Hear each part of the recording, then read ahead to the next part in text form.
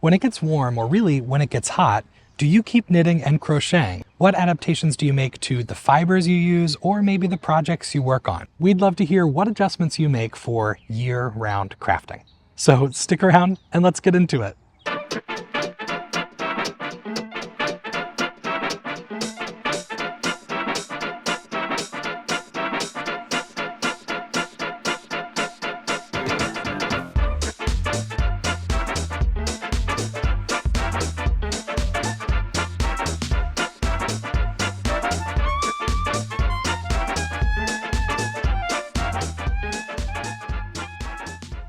Hi, my name's Mark and welcome to the channel. Today, Mabel and I are headed to Squire's Castle here in northeastern Ohio.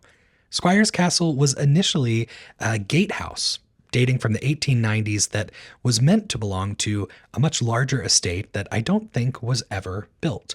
But now it's part of the Cleveland Metro Parks system, a beautiful place, a great spot for picnics, hiking, just enjoying. So I like to go year round, but especially when the weather gets this beautiful. So the place is pretty deserted today, even though it's a gorgeous early summer's day.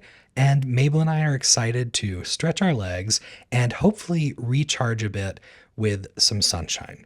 I found myself in quite a slump because of the warmer weather, and I'll talk more about how the warm weather affects me and, more importantly, how it affects my crafting time and how the crafting I do really keeps me grounded and keeps my life balanced. So we're here. I had to drag myself out of the house, but it paid off. We plan to try a little bit of a hike. We'll see how it goes with these little legs of Mabel's. We might do a little more strolling and sniffing rather than actual hiking. But I also brought along one of my comfortable chairs, a project, and my tripod. So my idea of a nice day is getting to sit and craft. So we'll talk about everything summer crafting related, everything from fiber and project choice to your routine. I'm going to talk about seasonal crafting versus year-round crafting, and I'd really love to hear you weigh in on this conversation, especially if you're someone who lives in a fairly warm climate. So let's settle in, grab our projects, and get to the good stuff. The first thing I'll say that seems to take the focus away from my crafting is when the weather turns beautiful. When the days get longer, when it's more pleasant to be outside, when people start doing more social activities out and about. You meet at the park, maybe you go to the beach, whatever you do in your part of the world to enjoy that summer season. So when I'm doing more and more out and about, I'm less likely to take my crafting with me. Some projects more easily lend themselves to going on the road or sitting outside and enjoying a beautiful day. So that's the first place where you might make adjustments that I'd love to hear about. I'm primarily a sweater knitter, and for the first time, I'm challenging myself to make 2 summer tops. One will really be a vest that I'll wear over something else. The other is this project that is just a tee, a summer t-shirt that I am committed to making as part of the make-along at my local shop Around the Table Yarns in Shaker Heights, Ohio. So for the first time, I have a more concrete plan of how I'll keep knitting into the summer. The next thing that might push me away from diligent focus on my projects throughout the summer is the fibers themselves.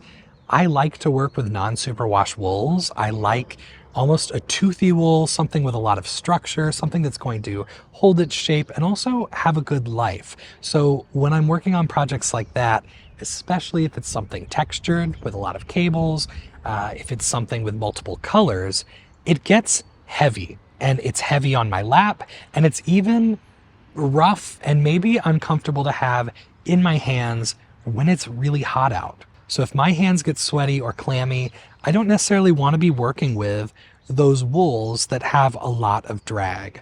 So this t-shirt I'm working on currently is fingering weight. I'm using a sock yarn that's really slick. It feels light, it feels cool, and it moves quickly against my needles. So I do put the heaviest projects aside unless I have the opportunity to work on them in a beautifully air-conditioned space, which is not my house.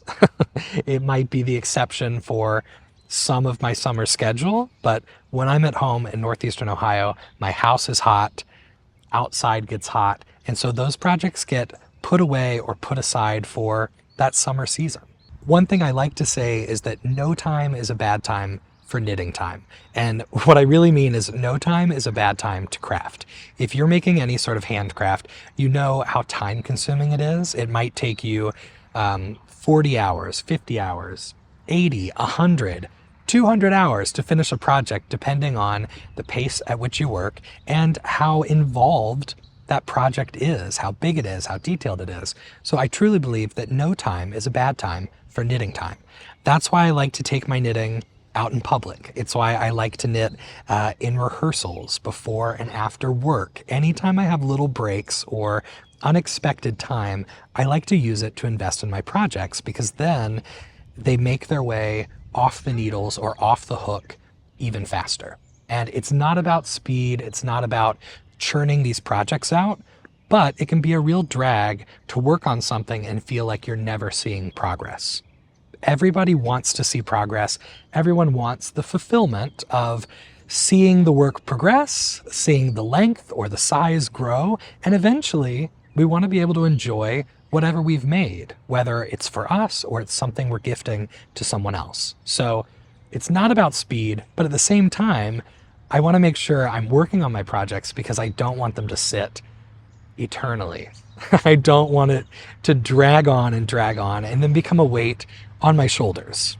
So for me, putting aside those heavier, more woolly knits for the whole summer season means that those projects feel much more delayed in the timeline. So I'm hoping that this summer, with a couple of warm weather projects, I'll get into the groove of still crafting through the summer, having it be something that I pick up regularly so I still feel that achievement and that success with my handcrafts.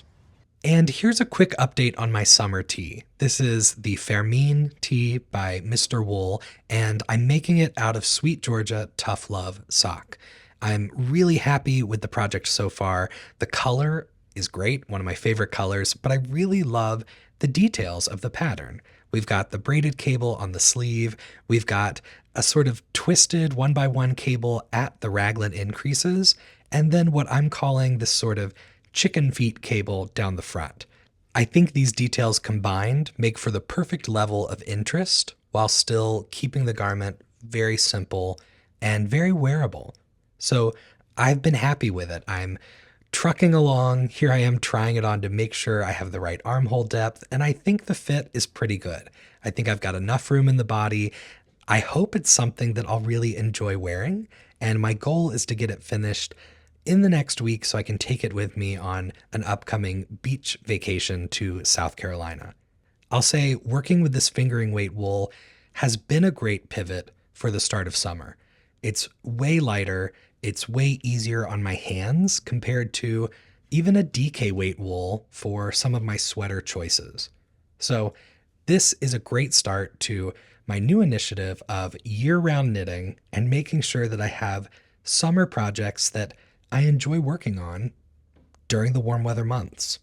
And the last thing to note, for anyone curious about my Salty Days sweater adaptation, I still plan to make that out of silky wool, but I decided I would make a true summer tee first.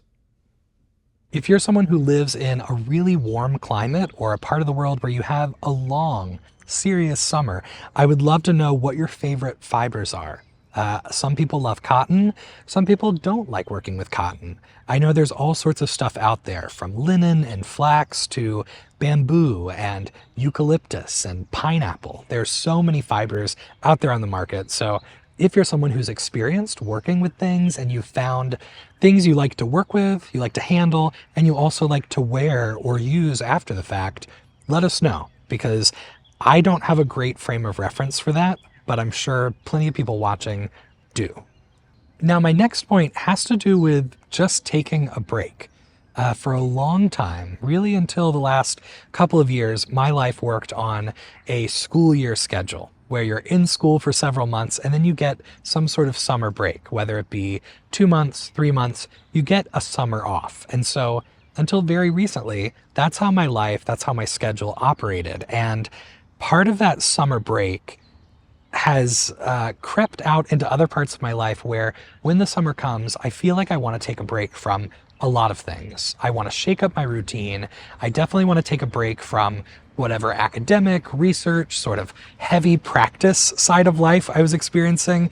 But I also have found that I want to take a break from the other hobbies, the other passions in my life. So until maybe last year, I would take a break from crafting. I was a seasonal crafter, and I think there's nothing wrong with being a seasonal crafter, especially if it's a break that allows you to not burn out, to stay engaged, to stay excited about whatever your craft is. But for people that like crafting all the time, if it's something that really balances out your life, which is the case for me, I don't necessarily want to have a built-in 2 or 3 month break. Again, I want to see those projects moving along. I want the gratification of finishing things, of starting something new, and to keep growing. So in my life, in my mind, that's still kind of a hang-up. As the weather gets warm, as the schedules start to change, I almost feel like I'm supposed to take a break from something. And in my case, I think I would benefit from knitting daily, from keeping this up and just changing the type of project or the type of fiber I'm working with. For you, the answer may be that a break makes the most sense. So again, I want to know your answer. I want to know how that operates for you and how you stay engaged. The older I get, more and more I realize how important a routine is for my life, for my brain, for my disposition, for my day-to-day. And knitting, crocheting, handcrafts, they play a huge role in that. So that's why I'm here. That's why I'm sitting, talking, because this has changed my life, and it might be something that changes yours. I think that may be all I wanted to say about crafting for warm weather. I'd really love to hear from people who live in those much warmer parts of the world than I. So please let us know your thoughts on fiber, on projects, on your routine that works for year-round or seasonal crafting. As always, thanks so much for choosing to spend a little bit of time with us. You can find Mabel over on Instagram at @TisMabelTheCorgi. You can find me on Instagram and on Ravelry at MakerMarkKnits. And I hope to see you again in another video coming up. As always, happy knitting, happy crocheting, happy crafting to you, and hopefully we'll see you in the next one. Bye.